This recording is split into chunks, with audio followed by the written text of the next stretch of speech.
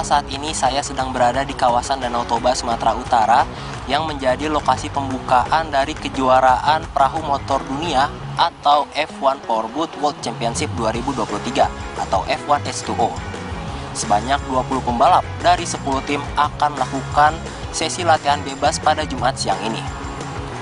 Berdasarkan pantauan kami sejak pukul 8 waktu Indonesia bagian Barat, sebagian kru di dry paddock tengah melakukan persiapan untuk sesi latihan bebas tersebut. Setelah melakukan latihan bebas pada hari ini, pada Sabtu 25 Februari akan diadakan kualifikasi yang akan dilanjutkan pada sesi balapan di hari Minggu 26 Februari 2023 yang akan menentukan siapa yang tercepat di F1 H2O edisi Danau Toba. Dari Kabupaten Toba, Sumatera Utara, Rio Faisal, Pradana Putra Tampi, Kantor Berita Antara, mewartakan.